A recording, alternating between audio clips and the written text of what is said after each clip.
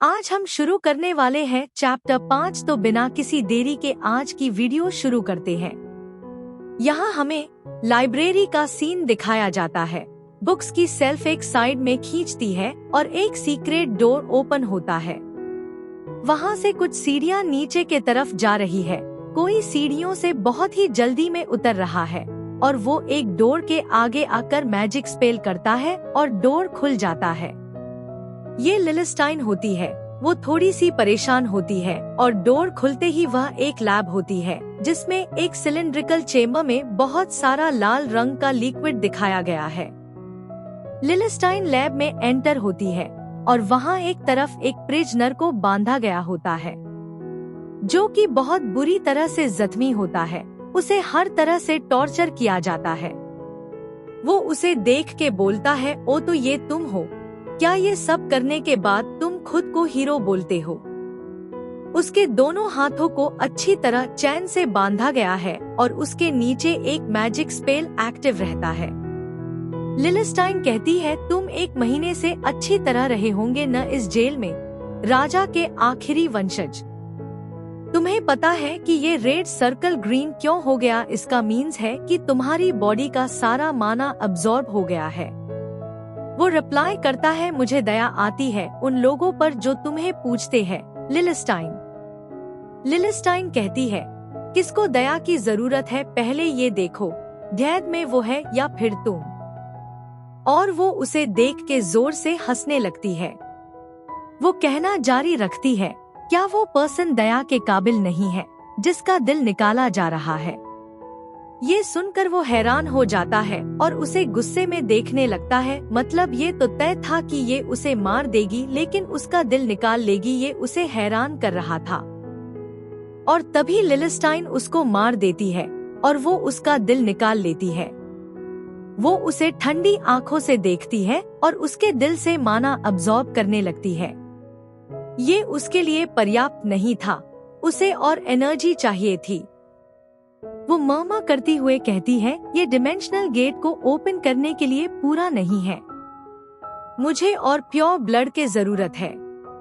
इन सब का मतलब ये है कि लिलिस्टाइन डिमेंशनल गेट को ओपन करके दूसरे वर्ल्ड पर भी अपना अधिकार जमाना चाहती है और इसके लिए उसे राजा के रिलेटिव्स का प्योर ब्लड बड़ी मात्रा में चाहिए। और ये सब करने के बाद वो अपने चैम्बर में आ जाती है जहाँ पर उसे महल का एक सेवक बताता है जो टीम माउंटेन पर सर्च करने गई थी, वो फेल होकर आई है।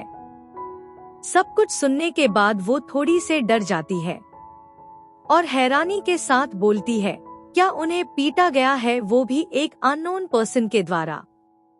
उसके चेहरे पर हैरानी साफ साफ देखी जा रही थी। उसे बिल्कुल भी ये विश्वास नहीं हो रहा था कि उसकी आर्मी किसी से इतनी बुरी तरह हारी और साथ ही उन्होंने उसे खो भी दिया।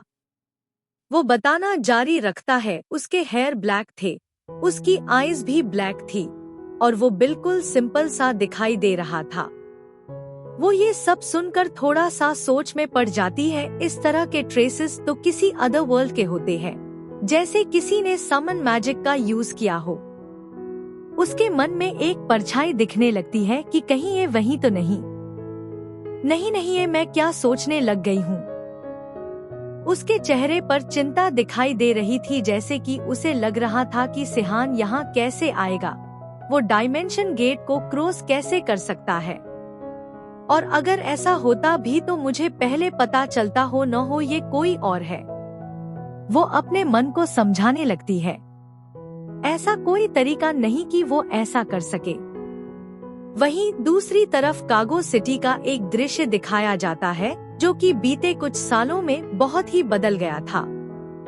सिहान कहता है, कागो सिटी को पहले साउथ क्लेनियम के नाम से जाना जाता था जब ये राजा के राज्य में मिला हुआ था। अब तो इसका नाम चेंज हो गया जिससे इसे पहचानना भी मुश्किल हो गया था। मैं बिल्कुल भी रिकॉग्नाइज नहीं कर पाया, मैंने इसे बहुत मिस किया। अलिता कहती है, तुम यहाँ आते रहते थे क्या? सिहान कहता है, यहाँ हमारा हाइडिंग प्लेस हुआ करता था, ये एक सेंटर ऑफ कॉमर्स हुआ करता था। यहाँ पर छुपना मेरे लिए बहुत ही आसान होता था। यहाँ एक प्राजती हुआ करती थी जो मेरी तरह दिखती थी। गैलन रेस वो कुछ नॉर्थ ईस्ट एशियन के तरह दिखते हैं। अलिता फिर से कुछ समझ नहीं पा रही थी और वो फिर से सोचने लग जाती है, फिर से नहीं। फिर वो कहती है, लोग जो तुम्हारी तरह दिखते हैं, मैंने अभी तक इसके रूमर्स ही सुने हैं। थीफ क्वीन ने यहाँ की बहुत से चीजें चेंज कर दी है। फिर वो आगे कहता है, एक ऐसी टेक्निक है जिससे हम अपने चेहरे के आसपास की एनवायरनमेंट को चेंज कर लेते हैं, जिसने हम अलग दिखने लग जाते हैं। इससे हम अपने फेस को चेंज कर सकते हैं। ये एक फेस चेंजिंग टेक्निक है। वैसे थीफ क्वीन लवीना की वजह से इसे चोरी की टेक्निक भी कहा जाने लगा और ये फाइटिंग टेक्निक उसने मुझसे ही सीखी थी।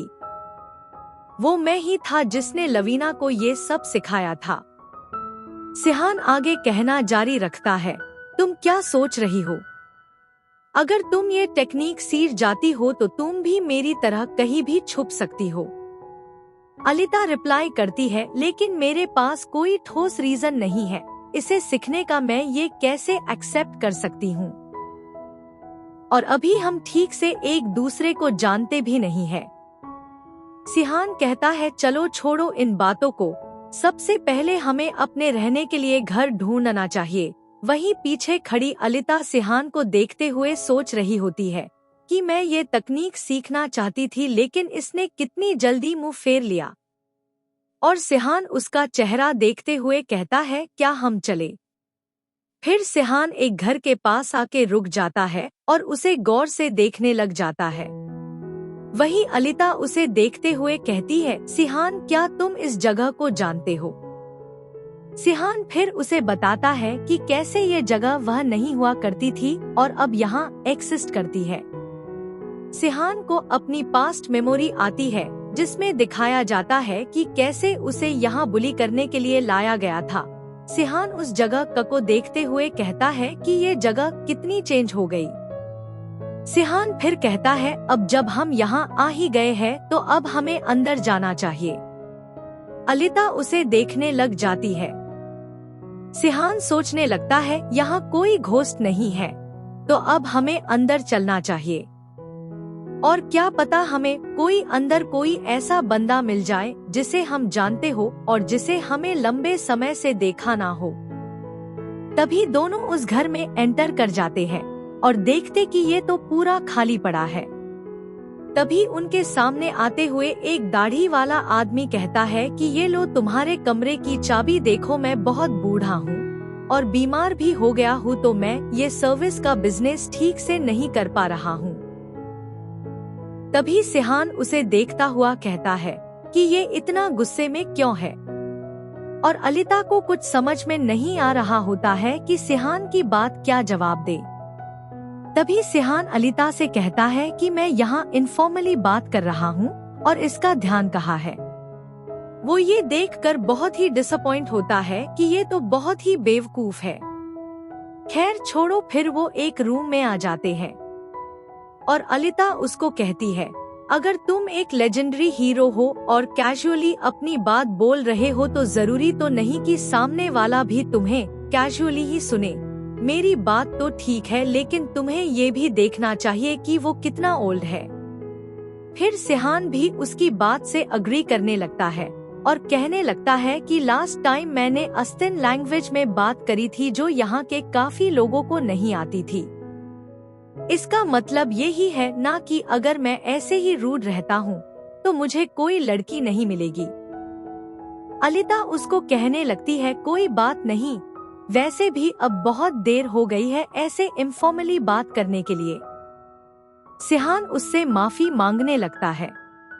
अलिता उसे बोलती है, सबसे इम्पोर्टेंट है कि हम किसी तरह जिंदा बचकर इस सिटी तक आ गए, जबकि सारी जगह हम वांटेड की लिस्ट में है, तो अब हमें आगे क्या करना है। सिहान अलिता की तरफ देखते हुए कहता है, मैंने सोचा है कि मैं इस जगह को ठीक करूंगा और तुम्हारे साथ घूमूंगा, इससे तुम्हें कोई प्रॉब्लम तो नहीं ना? अलिता ये सुनते ही जोर से कहती है, नहीं मुझे कोई प्रॉब्लम नहीं।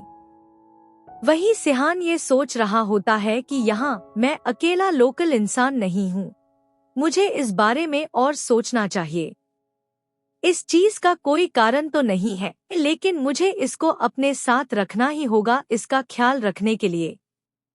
वैसे मेरे पिछले एक्सपीरियंस की वजह से यहाँ किसी पर भी भरोसा करना मेरे लिए आसान तो नहीं है, लेकिन फिर भी मैं इसे अपने साथ रखूंगा। वही सिहान आगे कहता है, मैं ये सब कहना नहीं चाहता था, लेकिन देखो मेरे पास और कोई चॉइस नहीं है। फिर वो उसे बताता है कि अलिता, मेरे बिना तुम पकड़ी जा सकती हो, ये मैं अच्छी तरह जानता हूँ। वही अलिता हैरानी से सिहान की सभी बातें गौर से सुन रही होती है। सिहान कंटिन्यू करता है, देखो अगर तुम समन मैजिक का यूज करके किसी को समन करते हो तो दूसरे डायमेंशन से वहाँ की एनर्जी भी आ जाती है, जिसे ट्रेस करना आसान होता है। लेकिन वही मेरे केस में मैंने खुद को समन किया है, तो ऐसा शायद ही हो कि मेरे बारे में किसी को पता चले, और हमारे लगातार ट्रेवल करने की वजह से शायद ही किसी को हमारे ट्रेस मिले। फिर भी हमारे द्वारा छोड़ी गई छोटी छोटी वाइब्रेशन भी हमें ट्रेस करने का कारण बन सकती है, तो इसलिए हमें ध्यान रखना होगा हर चीज का। सिहान की ये बात सुनते ही अलिता चौंक कर कहती है, क्या हम ट्रेस छोड़ते हुए आ रहे हैं? ऐसा कैसे? तो इसका मतलब हमारा ऐसे छुपना बेकार है। सिहान उसको समझाते हुए कहता है, शांत हो जाओ, कल जो हमारे साथ लड़े थे वो दोबारा तो यहाँ नहीं आएंगे, लेकिन हम अपने ट्रेसेस को मैजिक से छुपा नहीं सकते, लेकिन फिर भी मैंने ये श्योर करूँगा कि अब हमें ढूंढा ना जा सके। लेकिन इसकी भी एक लिमिटेशन है कि ये मैजिक हर 2 से 3 दिन में फिर से करना पड़ता है। तुम समझ रही हो ना कि मैं क्या कहना चाहता हूँ? अलिता कहती है, तो सही में मुझे तुम्हारी जरूरत है इस चीज से बाहर निकलने के लिए।